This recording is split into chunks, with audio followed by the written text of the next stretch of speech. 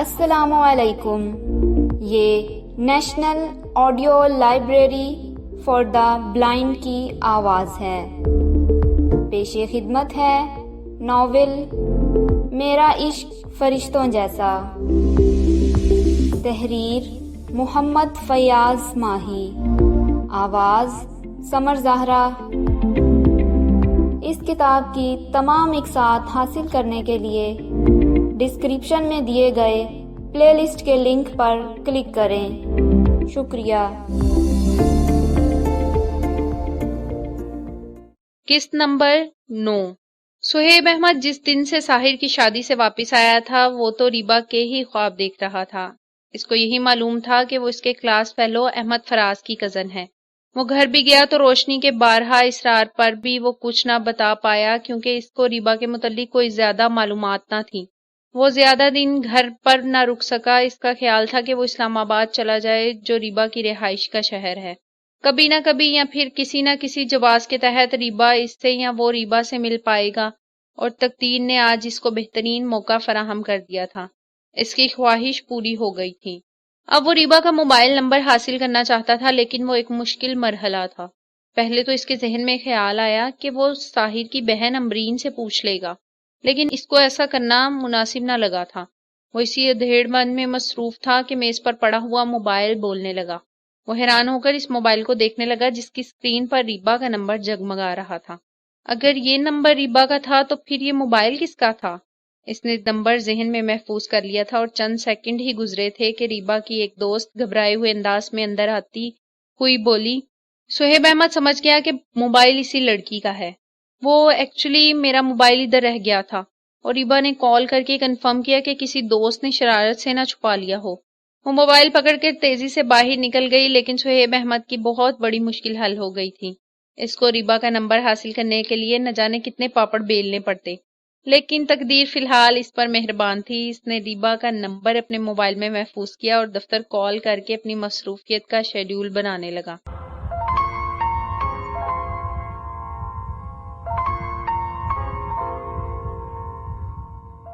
فواز احمد نے کھڑکی کے پردے ہٹائے تو دھوپ چھن چھن کرتی اس کے کمرے میں اتر آئی اور وہ باہر کے حسین موسم سے لطف اندوز ہونے کے لیے کھڑکی کھول کر ایک کرسی پر بیٹھ گیا. باہر تا حد نگاہ سبزہ ہی سبزہ تھا. اس خوبصورت علاقے میں سیب کے درختوں کی بہتات تھی اور اخروٹ اور دیگر خشک میوہ جات بھی اس علاقے کی سوغات میں شامل تھے. دروازے پر دستک سن کر وہ اٹھا اور دروازہ کھولا تو سامنے ایک ملازم چائے کا مگ ٹرے میں رکھے ہوئے احترام سے کھڑا تھا. فواز احمد نے شکریہ کہہ کر وہ مگ لیا تو وہ چلا گیا. فواز احمد واپس مڑا اور دروازہ بند کرنا بھول گیا تھا. واپس اپنی کرسی پر بیٹھ کر وہ سر اور دل کو بھا جانے والے موسم کا نظارہ کرنے لگا تھا. نیلگوں آسمان پر سیاہ بادل اٹکھیلیاں کرتے پھر رہے تھے. ان بادلوں کی نیت خراب لگ رہی تھی لیکن ابھی تک تو نیلگوں آسمان پر پرندوں کی ٹولیاں پرواز کرتی ہوئی ادھر سے ادھر جا رہی تھی. اس کی آنکھوں کو یہ منظر بہت بھلا لگ رہا تھا. وہ چائے کے ہلکے ہلکے گھونٹ بڑھنے لگا تھا. قدرت کی مہربانی سے وہ آج جس گھر میں پہنچا تھا وہ اس کے کلاس فیلو اور محسن سہیب احمد کا گھر تھا. سہیب احمد نے اس پر کافی احسانات کیے تھے جن میں سے سب سے بڑا احسان تو یہ تھا کہ فواز احمد کی والدہ کو کینسر تھا. وہ اپنی ماں کے علاج کے لیے دوائی تک نہ لا سکتا تھا. علاج کرانا تو دور کی بات. اس موقع پر سہیب احمد نے بہت سا روپیہ خرچ کیا لیکن ماں جی کے دن پورے ہو چکے تھے لہٰذا وہ کافی علاج کے باوجود بھی اللہ کو پیاری ہو گئیں. پھر سہیب احمد نے اس موقع پر بھی فواز احمد کی مدد کی تھی جب اسے فیس ادا نہ کر سکنے کی وجہ سے کالج سے نکال دیا گیا تھا. سہیب احمد نے اس کی فیس ادا کر کے اسے اپنے تعلیمی سلسلہ جاری رکھنے میں مدد کی تھی. وہ آج جو کچھ بھی تھا سہیب احمد کا بہت بڑا ہاتھ اس کے مستقبل میں شامل تھا. اس کی تان اس بات پر آ کر ٹوٹتی تھی کہ اگر وہ روشنی سے محبت کا سلسلہ آگے بڑھائے تو اس کے محسن کی عزت پر حرف آتا تھا اور وہ احسان فراموش اور کمظرف کہلاتا تھا. اگر وہ روشنی کو اس طرح بیچ دو راہے پر ہی چھوڑ جاتا ہے تو استاد شاگرد کا تقدس بھرا رشتہ ختم ہو جاتا تھا. اور پھر ابھی تک تو روشنی کوئی ایسی بات یا اشارہ نہ دیا تھا کہ وہ بھی فواز احمد کی محبت میں گرفتار ہے یا پھر وہ اکیلا ہی یک طرفہ محبت کو پروان چڑھا کر دل میں روک پال رہا تھا. کیونکہ روشنی امیر باپ کی بیٹی ہے اور اکلوتی بیٹی ہونے کی بنا پر لاڈلی اور چہیتی بھی ہے. اور ماں باپ کیسے چاہیں گے کہ ان کی بیٹی کا رشتہ ایک غریب مصنف سے ہو جائے جو صرف الفاظ سے کھیل کر ہی اپناہیت بننے کی تگ و دو میں مصروف رہتا ہے، جس کی زندگی میں کبھی بھی کوئی بڑا جیک نہ لگنے والا تھا اور دور دور تک اس کے امیر ہونے کے چانسز بھی نہ تھے۔ اس نے اپنی کم مائیگی اور روشنی کے سٹیٹس کو سوچا تو آنکھیں بھر آئیں۔ اس نے شکوہ بھری آنکھوں سے آسمان کی طرف دیکھا اور خود ہی مسکرا دیا۔ اس نے چائے کا آخری گھونٹ بھرا تو اس کو اپنے پیچھے کسی عورت کے گلا کھنکھارنے کی آواز سنائی دی۔ وہ چونک مڑا تو سامنے کھڑی صبا بیگم کو دیکھ کر حیران و پریشان ہو گیا۔ اس سے پہلے اس نے صبا بیگم کو دیکھا نہ تھا، وہ آج پہلی بار اس کے کمرے میں آئی تھی۔ بنا بازوؤں کے سیاہ رنگ کی قمیض پہنے کھڑی صبا بیگم غور سے فواز احمد کی آنکھوں میں دیکھ رہی تھی، جبکہ فواز احمد کے ذہن میں آنے والا پہلا سوال یہی تھا کہ یہ عورت روشنی کی کوئی کزن ہے یا پھر کوئی ایسی مہمان ہے جس کا تعارف کروانا روشنی بھول گئی ہے۔ میں تو سمجھی تھی کہ روشنی کا ٹیچر کوئی ادھیڑ عمر یا پھر مولوی ٹائپ کوئی بندہ ہوگا، لیکن تم تو… وہ فواز احمد کو سرتاپا دیکھ رہی تھی اور فواز احمد نے دیکھ لیا تھا کہ صبا بیگم کی نظروں میں اس کی پرسنالٹی کے لیے پسندیدگی کے تاثرات تھے۔ ابھی تو تمہاری اپنی سیکھنے کی عمر ہے مسٹر۔ وہ فواز احمد کو تم اور تمہارا کہہ کر مخاطب کر رہی تھی، جو بات اسے فی الحال تو ناگوار ہی گزر رہی تھی، لیکن وہ مکمل تعارف ہو جانے تک خاموشی سے یہ دیکھنا چاہتا تھا کہ یہ عورت کون ہے، اس کو روشنی نے نہ بھیجا ہو۔ فواز احمد، وہ صبا بیگم کے اچانک خاموش ہو جانے پر اپنا نام بتانے کے لیے بولا تھا۔ گڈ، جیسے کیوٹ خود ہو، نام بھی ویسا ہی پیارا ہے۔ صبا بیگم نے برملا فواز احمد کی تعریف کر کے اس کو مزید حیرت میں مبتلا کر دیا تھا۔ کیا پڑھاتے ہو روشنی کو؟ میں پڑھاتا نہیں ہوں، سکھاتا ہوں، لکھنا سکھاتا ہوں، وہ ادب کو ملحوظ خاطر رکھتا ہوا بولا۔ کیا وہ چوتھی یا پانچویں کلاس کی بچی ہے جس کو تم لکھنا سکھاتے ہو؟ وہ دل فریب ہنسی میں بولی تو فواز احمد کو اس کی ہنسی کی دل ہی دل میں داد دینا پڑی۔ صبا بیگم ایک کرسی پر بیٹھ گئیں تو فواز احمد کو بھی بیٹھنے کا اشارہ کیا، لیکن وہ کھڑا ہی رہا اور دلچسپی سے اس محل کے اس دلچسپ اور خوبصورت کردار کو دیکھتا رہا۔ روشنی کو کب سے جانتے ہو؟ لہجہ محبت بھرا تھا۔ جانتا ہی نہیں ہوں، وہ برملا اعتراف تھا جو فواز احمد کی زبان سے نکلا تو صبا بیگم حیرانگی سے دیکھنے لگی۔ وہ پھر بولا، میں نے روشنی کو یہاں آ کر ہی دیکھا ہے، میرا مطلب ہے کہ اس سے پہلے نہیں۔ اس کو عجیب بھی لگ رہا تھا کہ وہ اس حسین عورت کے سوالوں کے جواب کیوں دے رہا ہے، لیکن وقت گزارنے کے لیے یہ کھیل فی الحال اچھا اور دلچسپ بھی لگ رہا تھا۔ آپ کی تعریف؟ فواز احمد نے پہلا سوال پوچھا تو وہ ٹانگ پر ٹانگ رکھتی ہوئی پاؤں کو ہلانے لگی اور بولی، تمہارے ذہن میں کیا چل رہا ہے میرے بارے میں؟ اس نے فواز احمد سے الٹا سوال کر دیا تھا۔ وہ مسکراتا ہوا بولا، میں گیس نہیں کر پا رہا کہ آپ روشنی کی کزن ہیں یا سسٹر ہیں یا پھر کوئی بہترین دوست۔ وہ کہکہا لگا کر ہنسی تو فواز احمد کو یوں لگا کہ اس کے الفاظ نکری کہکہے میں جان پڑ گئی۔ کیا کرو گے جان کر؟ بس یوں ہی اپنی معلومات کے لیے پوچھ رہا تھا۔ تمہیں یہاں کوئی تکلیف تو نہیں؟ وہ اپنا تعارف پھر چھپا گئی تھی۔ جی نہیں، مختصر بات کرنا اچھی بات ہے، لیکن بعض اوقات یہ حرکت اور ادا بد اخلاقی کے زمرے میں بھی آتی ہے۔ اسے فواز احمد کا مختصر جواب دینا شاید اچھا نہ لگا تھا۔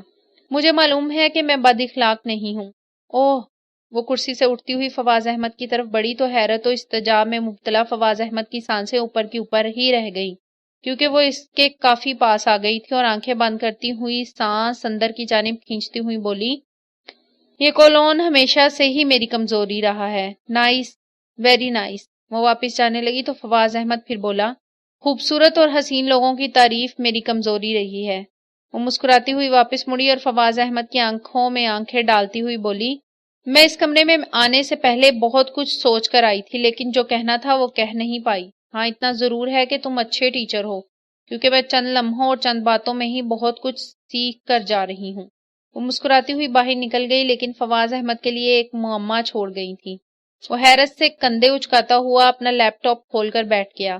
اس نے اپنے ای میل اکاؤنٹ میں سے کچھ میلز پڑھی اور کچھ کے جواب دیے اور تھوڑا بہت اپنا ناول لکھا تو دوپہر کا وقت ہو چکا تھا، لیکن وہ حیران رہ گیا جب بارش نے ٹھنڈی ہوا کو اس کی خبر گیری کے لیے اس کمرے میں بھیجا۔ اس نے اٹھ کر کھڑکی سے باہر کا نظارہ کیا تو سبز لان پر بارش کے قطرے ٹھیلیاں کرتے ہوئے اسے بہت اچھے لگے۔ وہ کافی دیر تک سیاہ بادلوں سے برسنے والے پانی کو دیکھتا رہا۔ اسے ایک بار پھر اس بات کا شدت سے احساس ہوا کہ اس نے دروازہ بند نہیں کیا تھا۔ وہ واپس مڑا تو سامنے کھڑی روشنی کو دیکھ کر ٹھٹک گیا، اور یہی کیفیت روشنی کی بھی تھی۔ وہ شرمندہ ہو گئی، اس کا انداز ایسا تھا کہ اس کی کوئی چوری پکڑی گئی ہو۔ وہ سر، میں نے دروازہ نوک کیا تھا بٹ آپ، وہ اپنی صفائی بیان کرنے لگی تو فواز احمد کو اس پر بے انتہا پیار آنے لگا۔ وہ اس کو محبت سے دیکھنے لگا تو روشنی نے نظریں جھکا لی۔ سر، فواز احمد کو جیسے ہوش آ گیا، وہ گلا کھنکھارتا ہوا بولا، مس روشنی، یہ آپ کا اپنا گھر ہے، آپ جب چاہیں جہاں بھی بآسانی بنا اجازت آ جا سکتی ہیں۔ ایسی بات کر کے مجھے شرمندہ تو نہ کریں۔ وہ کرسی پر بیٹھ گیا تو روشنی بھی اس کے سامنے والی کرسی پر بیٹھ گئی۔ کیا آپ کو ایسا موسم اچھا لگتا ہے؟ فواز احمد نے بات شروع کی تو آنکھیں اٹھاتی ہوئی اس کی آنکھوں میں دیکھتی ہوئی بولی، ایسے موسم تو انسان کو محبت سکھاتے ہیں۔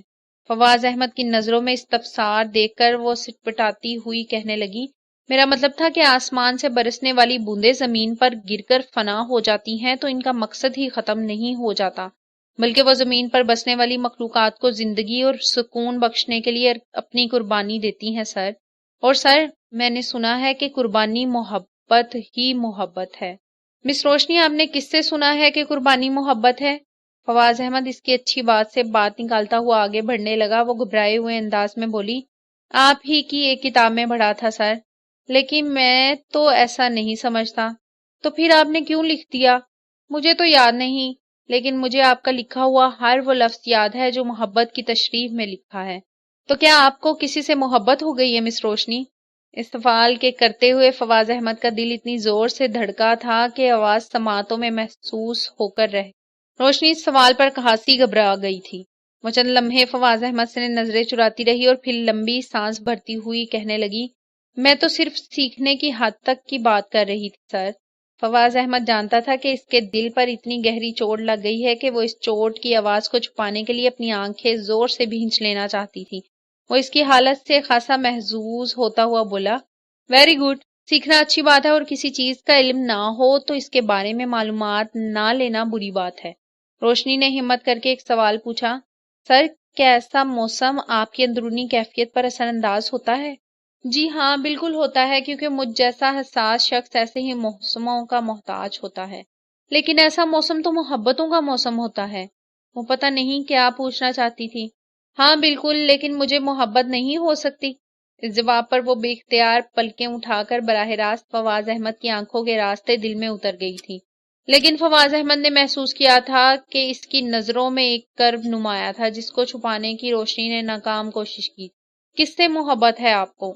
میرا مطلب ہے کہ ایک طالب علم اور شاگرد ہونے کی حیثیت سے تو مجھے پوچھنے کا کوئی حق نہیں ہے، بس صرف معلومات کے لیے پوچھ رہی ہوں۔ اگر میں کہوں کہ مجھے تم سے محبت ہے تو؟ دونوں طرف کے دل کے تار چھن چھن کرنے لگے تھے۔ یہ اچھا فکرہ ہے سر۔ وہ نظریں اٹھا کر آہستگی سے جھکاتی ہوئی دھیمے لہجے میں بولی، محبت کا اظہار لفظوں سے بھرے فکروں کا مرہون منت نہیں ہوتا، بلکہ یہ تو جذبات اور احساسات کے ساتھ ساتھ آنکھوں کی زبان کا محتاج ہوتا ہے۔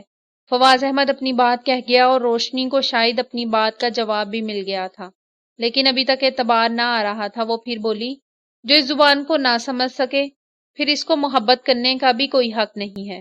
یہ کب ہو جاتی ہے سر؟ صرف ایک لمحے میں۔ اس کو اپنا جال بچھانے میں صدیوں کی پلاننگ نہیں کرنا پڑتی، صرف ایک لمحہ۔ یہ تو بہانے تراشتی ہے کہ کسی کے کندھے پر سر رکھ کر سو جائے، یا پھر… فواز احمد بوجھ کر خاموش ہو گیا تھا۔ وہ اپنی کہی ہوئی بات کا اثر روشنی کے سوالوں پر دیکھ رہا تھا جو شرم و حیا سے مزید سرخ و سپید ہو گئے تھے، یا پھر کسی آنچل کو مہربان جانتے ہوئے اپنی آنکھوں کا نمکین پانی اس میں جذب کرنے کے لیے اس ایک لمحے کی محتاج ہوتی ہے جو محبت بھرا لمحہ ہو اور محبت کو ہی ترسا ہوا ہو۔ دل کے مندر میں گھنٹیاں بجنے کی آوازیں روشنی بخوبی سن سکتی تھی۔ اس کی پلکیں اس خیال سے ہی بوجھل ہو رہی تھی کہ کسی کے کندھے پر سر رکھ کر سو جانا بھی محبت کی ابتدائی نشانیوں میں سے ایک ہے، اور وہ ایک چھوٹے سے سفر کے دوران فواز احمد کے کندھے پر سر رکھ کر چند منٹوں کے لیے سو گئی تھی۔ کیا اس کو اس مانوس اجنبی سے محبت ہو گئی ہے؟ کیا وہ لمحہ اتنا پیاسا تھا کہ وہ محبت کے مشروب سے شرابور ہونے کے لیے فواز احمد کے کندھے کا سہارا پا کر ہی اپنی تشنگی بجھا گیا تھا؟ روشنی اس کی طرف دیکھ کر رہ گئی۔ چند ساعتیں یوں ہی گزر گئیں تو خاموشی کو بارش کی تیز آواز نے اپنے پانی میں بھگو کر بولنے پر مجبور کر دیا۔ سر، آپ کو اس گھر میں کوئی پرابلم تو نہیں؟ میں سمجھا نہیں مس روشنی. میرا مطلب تھا کہ ابھی میں نے کچھ بھی نہیں سیکھا اور اگر آپ کو یہاں کوئی پرابلم ہوئی تو میرا خواب ادھورا ہی رہ جائے گا. روشنی کو بھی الفاظ کا پیرہن اوڑھ کر بات کو دوسرے کے کورٹ میں پھینکنے کا فن آتا جا رہا تھا. فواز احمد مسکراتا ہوا بولا، مجھے یوں لگتا ہے میں اس عظیم الشان محل میں کچھ سیکھنے آیا ہوں، سکھانے نہیں. میں سمجھی نہیں سر. وہ بے خیالی میں پھر آنکھوں سے آنکھیں ڈال کر پوچھ بیٹھی تھی اور دل تھا کہ ایک اور گائل ہو گیا. مجھے سمجھ نہیں آئی کہ اتنے بڑے محل کے مکین اتنے پرخلوص بھی ہیں. کا اشارہ روشنی کی طرف تھا یا سہیب احمد کے احسانات کی طرف یا پھر اس لڑکی نما عورت صبا بیگم کی طرف تھا جو اپنی شرینی جیسی زبان سے فواز احمد کو اپنا تعارف کیے بغیر ہی پوچھ گئی تھی کہ تمہیں یہاں کوئی تکلیف تو نہیں ہے. کیا وہ بھی چاہتی تھی کہ فواز احمد اس محل سے نہ جائے؟ یہ بات ابھی تک اس کی سمجھ میں نہ آ سکی تھی کہ وہ عورت کون ہے. خلوص تو دلوں میں ہوتا ہے سر، یہ پتھروں کی عمارتیں تو بے جان اور بے مروت ہوتی ہیں. روشنی نے اس کی بات کا جواب دیا تو وہ مسکراتا ہوا پوچھنے لگا، آپ سے پہلے ایک ماڈرن اور خوبصورت پروکار عورت یہاں آئی تھی. انہوں نے اپنا تعارف نہیں کروایا لیکن میری ہر ضرورت کا خیال رکھنے کا عندیہ ضرور دیا تھا. میں پوچھ سکتا ہوں کہ وہ عورت کون تھی؟ روشنی نے ذہن پر زور دیا اور بولی، بوا تو چل نہیں سکتی، میری کوئی چھوٹی بڑی بہن یا کزن بھی نہیں ہے، وہ مما تھی، صبا بیگم، میری سویٹ موم. یہ بات سن کر فواز احمد کے ہاتھوں کے حقیقت میں طوطے اڑ چکے تھے.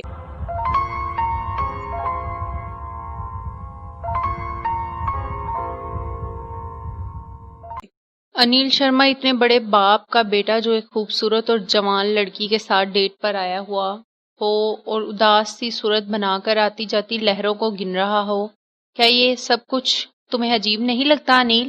پری اس کی طرف دیکھتی ہوئی بولی تو وہ زبردستی مسکراتے ہوئے اس کی طرف دیکھنے لگا اور بولا، تمہیں نہیں لگتا کہ ڈیٹ پر تم آئی ہو، میں نہیں؟ پری اس کی بات سن کر ہنسنے لگی. بعض اوقات مجھے ایسا کیوں لگتا ہے کہ میں تمہیں کھو رہی ہوں. اس چیز کے کھونے کا ڈر نہیں ہونا چاہیے جو اپنی مٹھی میں قید. وہ پاؤں کے انگوٹھے سے ساحل کی گیلی ریت کو کھود رہا تھا. دوسروں کے ہاتھوں کی مٹھیاں بند دیکھ کر یہ نہیں سوچ لینا چاہیے کہ یہ میری مٹھی بھی کوئی جگنو قید ہے. پر یہ ایک ٹھنڈی سانس لیتی ہوئی بولی، ہزاروں میل سے سفر کرتی ہوئی پانی کی ایک لہر تمہارے خیال میں ساحل پر کیا لینے آتی ہے؟ پری کا سوال انیل شرما کے لیے انوکھا نہ تھا. ساحل پر آ کر اپنا آپ ختم کرنے کے لیے. وہ اسی لہجے میں بولا، نہیں مسٹر انیل شرما، ویسے تو تم عشق کے پروفیسر ہو لیکن تم ابھی تک یہ حقیقت ہی نہیں جان پائے کہ عشق کیا ہے. وہ چونک کر اس کی طرف دیکھتے ہوئے پوچھنے لگا، تم جانتی ہو عشق کیا ہے؟ نہیں. پری نے نفی میں سر ہلایا تو اسے غصہ آنے لگا، کیونکہ میں نے عشق نہیں کیا. تو پھر انیل شرما سے کیا چاہتی ہو؟ وہ رکھے انداز میں بولا تو وہ ہنسنے لگی. دل کے مندر میں تمہیں بھگوان بنا کر پوچھنا چاہتی ہوں. راتوں کو اٹھ اٹھ کر تمہاری داسی بن کر تمہاری خدمت کرنا چاہتی. لیکن یہ کیسا انداز ہے کہ پتھر کو پوجو تو کافر اور انسان کی پوجا کرو تو عاشق. اس کا اشارہ پری کے ان الفاظ کی طرف تھا جن پری نے اسے گیت کے مجسمے کو سجدہ کرتے ہوئے دیکھ کر کہا تھا کہ اس مجسمے کو پوجنے پر تم دوشی قرار دیے جاؤ گے. میں تمہارا مجسمہ نہیں بناؤں گی انیل، من مندر میں تمہاری مورتی بنا کر پوری دنیا سے چھپاؤں گی. تمہیں بھگوان سمجھ کر اس طرح پوجا کروں گی کہ کوئی بھی اپنے بھگوان کی اس انداز میں پوجا نہ کرتا ہو. وہ کیسا انداز ہوگا پری؟ ان لہروں جیسا انداز ہوگا جنہیں یہ معلوم ہے کہ ساحل کی محبت میں سینکڑوں میل کا سفر طے کرنے کے بعد وہ جیسے ہی ساحل سے گلے ملیں گی ان کا وجود ہی ختم ہو جائے گا، لیکن پھر بھی ان کا جوش اور انداز قابل بیان ہو جاتا ہے. وہ اپنی قربانی دے کر ساحل کی خشک اور تپتی ریت کو اس طرح اپنا آپ بخش دیتی ہیں کہ ریت کی ساری تشنگی ختم ہو جاتی ہے اور لہر کا اپنا وجود بھی اس ریت میں ضم ہو جاتا ہے. وہ ہونٹوں پر مسکان سجاتا ہوا بولا، تو پھر میرے انتظار کو کیا نام دو گی تم؟ وہ دونوں اٹھ کر وہاں سے ریت پر چلنے لگے. بے مقصد اور وقت کا ضیاع. وہ مختصراً بولی تو وہ قہقہہ لگا کر ہنس پڑا. مجھے ایک عظیم لکھاری کی ایک بات اس وقت بہت شدت سے یاد آ رہی ہے، اگر تم کہو تو سناؤں؟ وہ اس کی طرف اجازت طلب انداز سے دیکھتا ہوا بولا تو پری ہنستے ہوئے کہنے لگی، تم اس دل کے راجا ہو اور بات کہنے کے لیے اجازت طلب کر کے میرا قد چھوٹا نہ کرو. تو یہ سن کر ہنسنے لگا. ایک لال بیگ نے شمع سے کہا کہ میں تمہارا عاشق ہوں. اور پروانہ بننا چاہتا ہوں۔ شمع یہ سن کر خوب ہنسی اور بولی کہ تم پروانے کی طرح مجھ سے عشق نہیں کر سکتے۔ لیکن نال بیگ اپنی بات پر اڑا رہا۔ شمع کو اس کے اصرار پر ماننا پڑا کہ ہاں تم عاشق ہو، مگر میری ایک شرط ہے کہ تم جاؤ اور ایک چکر لگا کر آؤ اور دیکھو کہ شہر میں کس کس جگہ شمعیں جل رہی ہیں۔ لال بیگ چونکہ شمع سے عشق کا دعویٰ کرتا تھا، وہ فوراً حکم کی تعمیل میں اڑا اور اپنی بساط کے مطابق شہر کا چکر لگا کر واپس شمع کے پاس آ گیا اور بتانے لگا کہ پورے شہر میں تقریباً 20 شمعیں جل رہی ہیں۔ اس کی بات سن کر شمع نے زوردار قہقہہ لگایا اور بولا، جاؤ جا کر اپنا کام کرو، کیونکہ عشق کرنا اور پروانہ بننا تمہارے بس کی بات نہیں ہے۔ اگر تم عاشق ہوتے تو ایک شمع سے دوسری شمع تک کبھی نہ پہنچتے، بلکہ پروانے کی طرح یہیں قربان ہو جاتے۔ بات بہت گہری تھی اور انیل شرما جانتا تھا کہ پری کی سمجھ میں آ گئی ہوگی۔ پری نے کرب سے اس کی طرف دیکھا اور بولی، اس کا تمہیں انتظار ہے؟ اس کے آنے کی امید بھی اتنی شدت سے ہی ہے جتنی شدت سے اس مجسمے کو سجدہ کرتے ہو؟ انیل شرما قہقہہ لگا کر بولا، اگر مجسمے کو زبان مل جائے تو وہ تمہیں بتائے کہ میں کس کرب اور شدت سے اس کے آنے کا منتظر۔ انتظار مسلسل اگر بے سود ہو تو کتنا دکھ اور کرب محسوس کرو گے، اس بات کا اندازہ ہے تمہیں؟ پری دور سمندر میں چلتے ہوئے جہازوں کو دیکھتے ہوئے بولی، عشق اس سمندر کی مانند ہے کہ جس کے دوسرے کنارے کا علم ہی نہیں ہے، اور اس کی گہرائی کتنی ہے یہ بھی کوئی نہیں جان سکتا۔ انیل شرما پری کے ساتھ چلتا ہوا ریت سے نکل کر سڑک پر آ گیا تھا۔ انہوں نے پاؤں دھوئے اور گاڑی میں بیٹھ گئے۔ گاڑی گھر کی جانب چل پڑی تو پری بولی، میں آج پھر ایک نظر اس مجسمے کو دیکھنا چاہتی ہوں، کیا مجھے اس کی اجازت ہے؟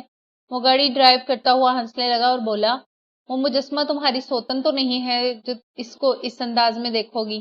اگر وہ مجسمہ مجسمہ ہی رہے تو مجھے سوتن کے طور پر بھی قبول۔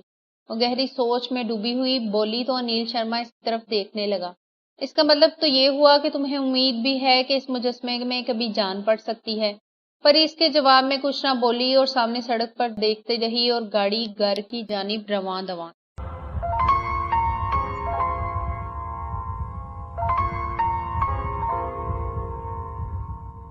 طیبہ اپنے کمرے میں بیٹھی احمد فراز کا شو دیکھ رہی تھی۔ براہ راست شو میں آج جو مہمان تھا وہ اعلیٰ حکومتی عہدے دار تھا اور احمد فراز نے لڑکیوں کے اغوا کا معاملہ اٹھایا ہوا تھا۔ یقیناً اس شو کے لیے اور اس مہمان سے بات چیت کرنے کے لیے احمد فراز کو کافی محنت کرنا پڑی ہوگی، کیونکہ مشکل ترین سوالات کے جواب دیتے وقت اعلیٰ عہدے دار کے ماتھے پر پسینے کے واضح قطرے نظر آنے لگے تھے۔ بریک کے دوران ان والدین کے تاثرات دکھائے گئے جن کی جوان بچیوں کو کالجز اور یونیورسٹی سے اغوا کر لیا گیا تھا۔ بوڑھی مائیں اور باپ اپنی عزتوں کے اس طرح کھو جانے پر اس نام نہاد معاشرے سے منہ چھپا رہے تھے اور ان کی آنکھیں سمندر بن کر بہہ رہی۔ پھر طیبہ کے صبر کا پیمانہ بھی لبریز ہو گیا جب اس کی اغوا ہونے والی کلاس فیلو اور دوست کی تصویر بار بار ٹی وی اسکرین پر دکھائی جانے لگی۔ حالانکہ یہ اخلاقی طور پر ممنوع فعل تھا، لیکن گھر والے چاہتے تھے کہ کسی نہ کسی طرح ان کی بیٹی کی خبر ان تک پہنچ جائے، لیکن ابھی تو فی الحال سب کچھ ہی بے سود نظر آ رہا تھا۔ بریک کے بعد احمد فراز کا محتاط رویہ اس بات کی غمازی کرنے لگا تھا کہ احمد فراز کو چینل کی طرف سے یا پھر اس عہدے دار کی طرف سے سخت سوالوں سے اجتناب کرنے کی وارننگ دی گئی ہے۔ وہ احمد فراز کو غور سے دیکھ رہی تھی کیونکہ آج وہ جو اس نے بات کی تھی وہ طیبہ کے کانوں میں گونج رہی تھی۔ جسے چاہا جائے ان کی پسند اور ناپسند کا خیال رکھنا تو پڑتا ہی ہے۔ ان الفاظ نے ایک بار پھر طیبہ کو اس حرکت پر مجبور کر دیا کہ وہ نظریں اٹھا کر احمد فراز کو دیکھے، لیکن ٹی وی اسکرین پر چلنے والے کمرشلز نے اس کی بے چینی بڑھا دی تھی۔ احمد فراز نے یہ بات کیوں کی تھی؟ وہ اس کے سابقہ رویوں اور حرکات پر غور کرنے لگی۔ وہ اس کا تایا ذات تھا اور ان کے ساتھ ہی کھیل کود کر پلا بڑا تھا۔ ڈاکٹر ارباب احمد نے اس کو اپنی اولاد کی طرح پالا تھا اور بچپن سے ہی طیبہ کے ساتھ اس کی اٹیچمنٹ اور دلچسپی زیادہ تھی، لیکن جیسے ہی جوانی کی دہلیز پر قدم رکھا تو دونوں کے رویے محتاط ہو گئے اور فاصلے بھی بڑھنے لگے تھے۔ طیبہ بھی احمد فراز کے لیے اپنے دل میں نرم گوشہ رکھتی تھی، لیکن وہ کافی احتیاط پسند بھی تھی اور اپنے مستقبل کا بہترین فیصلہ کرنے کے لیے اس نے اپنی امی شمسہ بیگم اور ابو ڈاکٹر ارباب احمد پر تکیہ کیا ہوا تھا۔ لیکن احمد فراز کے لیے پسندیدگی کے جو جذبات اس کے دل میں تھے اس نے ان کو چپکے چپکے ہی پروان چڑھایا تھا، کیونکہ وہ کوئی بھی اوچھی حرکت کر کے اپنے ماں باپ کا سر نیچا نہ کروانا چاہتی تھی۔ اس نے واضح طور پر محسوس کیا تھا کہ احمد فراز اس کو چھپ چھپ کر بھی دیکھتا ہے، لیکن طیبہ نے کبھی بھی اس طرح کی کوئی حرکت یا اشارہ موقنا یہ نہ کیا تھا کہ جس سے احمد فراز کو اس کے ساتھ کھل کر اپنے جذبات یا تاثرات کے اظہار کی جرت ہوتی. لیکن وہ جس سٹیج پر تھی اس کو اس بات کی شدید خواہش تھی کہ کوئی اسے بھی چاہے لیکن پاکیزگی اور تقدس کو برقرار رکھتے ہوئے اس کی عزت اور قدر کرے اور چاہت ایسی ہو کہ چاہت بھی اس پر ناز کرے. اگر اس کے والدین نے احمد فراز کے بارے میں اس سے پوچھا تو وہ خود فوراً جواب نہ دے پائے گی. وہ چند دن کا وقت مانگے گی اور پھر ہبا سے اپنی پسند کا اظہار کر دے گی. وہ یہ سوچ کر خود ہی مسکرانے لگی کہ وہ جتنے دن سوچنے اور اپنی بات کرنے کے لیے وقت لے گی اتنے دن احمد فراز کی جان سولی پر لٹکی رہے گی. وہ احمد فراز کی صورت میں ایک بہترین اور مخلص شریک سفر چن چکی تھی لیکن اظہار باقی تھا. اگر احمد فراز نے انکار کر دیا تو اس کے خیالات اور جذبات کی تان اس انکار پر آ کر ٹوٹ گئی تھی. وہ یکدم پریشان ہو کر ٹی وی کی جانب دیکھنے لگی تو وہاں پر احمد فراز نہ تھا بلکہ اس کا پروگرام ختم ہو چکا تھا. طیبہ کو اس بات کی فکر ہو رہی تھی کہ اس نے جیسے ہی احمد فراز کی جانب سے انکار کا سوچا ادھر اس کی تصویر اسکرین سے غائب ہو گئی. لیکن وہ ان تہمات پر یقین نہ رکھتی تھی. اس نے دعا کے لیے ہاتھ اٹھائے اور اللہ تعالیٰ سے احمد فراز کو مانگنے لگی. اتنی دیر میں ریبا کمرے میں داخل ہوئی تو طیبہ کو ابھی تک جاگتا دیکھ کر حیران رہ گئی. آپی آپ ابھی تک سوئی نہیں؟ نیند نہیں آ رہی تھی سوچا کچھ پڑھ لوں. طیبہ نے اس کو ٹالنے کے لیے کہا لیکن وہ ریبا تھی مطمئن نہ ہوئی. کیا ٹی وی چلا کر پڑھا جا سکتا ہے؟ طیبہ نے ٹی وی کو ریموٹ سے آف کر دیا اور بولی. احمد فراز کا شو چل رہا تھا وہ دیکھنے لگی تھی. آپی آپ کو نہیں لگتا کہ آج فراز بھائی نے کچھ زیادہ ہی زج کیا ہے اپنے مہمان کو؟ ریبا نے بھی شاید پروگرام دیکھا تھا. طیبہ اس کی طرف دیکھتے ہوئے بولی ایکچولی یہ انتہائی حساس اور اچھوتا مسئلہ ہے جسے احمد فراز نے اجاگر کرنے کی کوشش کی ہے. آپی میں نے سنا ہے کہ یہ سیاسی لوگ بڑے خطرناک ہوتے ہیں کہیں فراز بھائی کو کوئی نقصان ہی نہ پہنچا دیں. ریبا نے تو کہہ دیا لیکن طیبہ چونک کر اس کی جانب دیکھنے لگی.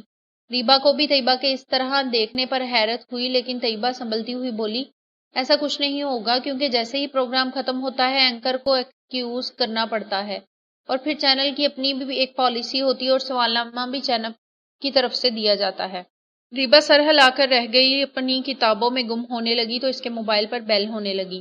موبائل چونکہ طیبہ کے پاس ہی رکھا تھا اور ریبا ذرا پرے تھی وہ چلاتی ہوئی بولی آپ ہی پلیز کال ریسیو کریں نا. طیبہ نے اس کا موبائل پکڑا ہی تھا کہ وہ پھلانگتی ہوئی آئی اور طیبہ سے بولی اگر امرین ہوگی تو کہہ دیں کہ میں سو گئی ہوں. وہ پاس کھڑی ہو گئی تو طیبہ نے کال ریسیو کی. ہیلو السلام علیکم. طیبہ کی آواز کے جواب میں دوسری طرف سے کوئی مردانہ آواز سنائی دی. کیا میں مس ریبا سے بات کر سکتا ہوں؟ طیبہ کو یہ سن کر اچنبھا ہوا کیونکہ پہلی بار کسی غیر مرد کا فون اس گھر میں آیا تھا اور دوسری سمت سے بولنے والے کو یہ بھی معلوم تھا کہ کال ریسیو کرنے والی ریبا نہیں ہے. جی ضرور آپ کون؟ طیبہ کے اس پوچھنے پر ریبا کے چہرے کی رنگت بھی زرد ہونے لگی تھی. میں سہیب احمد بات کر رہا ہوں. سہیب احمد کون؟ اتنا سننا تھا کہ ریبا نے طیبہ کے ہاتھ سے موبائل چھینا اور کمرے سے باہر بھاگ گئی جبکہ طیبہ اس کی اس حرکت پر حیران رہ گئی. 10 منٹ یوں ہی گزر گئے تھے. یہ سہیب احمد کون ہے؟ ریبا کے اندر آنے پر طیبہ نے سوال کیا تو ریبا زبردستی ہونٹوں پر مسکان سجاتی اور نظریں چراتی ہوئی بولی یہ تو کوئی رانگ کال تھی آپی. طیبہ اس کے سامنے جا کھڑی ہوئی اور اس کا منہ اپنے ہاتھوں میں لیتی ہوئی بولی رانگ کال کرنے والے کو تمہارا نام اور تمہاری آواز کی پہچان کس نے بتائی؟ ریبا بولو جواب دو. آپی یہ امرین کا بھائی ہے. وہ تیزی میں پھر جھوٹ بول گئی مگر طیبہ نے اس کا جھوٹ پکڑ لیا. تم نے ہی تو بتایا تھا کہ امرین کا ایک ہی بھائی ہے اور اس کا نام ساحر ہے اور پھر پچھلے دنوں اس کی شادی بھی ہو گئی ہے. وہ تم کو نام بدل کر کیوں فون کرنے لگا؟ طیبہ نے اس کے کندھوں سے پکڑ کر جھنجھوڑا اور بولی اوپر دیکھو میری طرف, میری آنکھوں میں دیکھو اور سچ بتاؤ کہ یہ کون ہے. آپی یہ سہیب احمد ہے. ریبا طیبہ کی کافی عزت کرتی تھی اور اس سے دبتی بھی تھی. نام کا مجھے پتا چل گیا ہے. حدود اور با بیان کرو نہیں تو میں امی ابو اور ادیم کو بتا دوں گی. طیبہ کی یہ دھمکی کارگر ثابت ہوئی. ریبا اس کو لے کر بیڈ پر بیٹھ گئی اور تمام واقعات بیان کرنے لگی. طیبہ اس کے لہجے اور الفاظ کی سچائی کو اپنے تجربے سے ماپتی رہی اور ہنکارا بھرتی ہوئی اس کے تمام بات سن کر بولی تم کیا چاہتی ہو؟ ریبا خاموش رہی اور اس کی طرف دیکھتی رہی. کیا تم نے اس سے کبھی موبائل پر بات کی ہے یا باہر؟ طیبہ کی بات سن کر ریبا نے نفی میں سر ہلا دیا اور بولی فراز بھائی کا کلاس فیلو ہے اور مشہور اخبار کا چیف ایڈیٹر بھی ہے. چیف ایڈیٹر ہونے کا مطلب یہ نہیں کہ ہمارے گھر میں نقب زنی شروع کر دے. طیبہ نے ریبا کو تھوڑی سے پکڑ کر اس کا چہرہ اوپر کیا اور پوچھا فراز کو اس بات کا علم ہے؟ میرا نہیں خیال کہ فراز بھائی کو اس بات کا علم ہوگا کہ سہیب احمد ان کے گھر تک پہنچ گیا ہے۔ ریبا معصومیت سے بولی۔ اس سے پہلے کہ طیبہ مزید کچھ اور کہتی، ایمبولینس کے تیز ہوٹر نے ان دونوں کی توجہ اپنی جانب مبذول کروائی۔ ایمبولینس؟ طیبہ نے چونکتے ہوئے کہا اور کھڑکی کا پردہ سرکا دیا تو ایک ایمبولینس ان کی کوٹھی میں داخل ہو رہی تھی۔ طیبہ اور ریبا کے لیے یہ بات پریشان کن تھی۔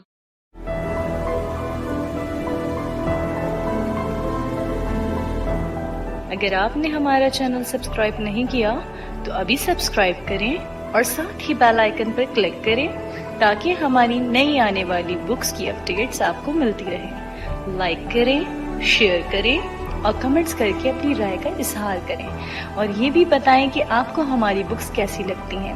مزید معلومات اور ڈسکشن کے لیے ڈسکرپشن میں دیے گئے لنک پر کلک کر کے ہمارا واٹس ایپ گروپ جوائن کریں۔ شکریہ۔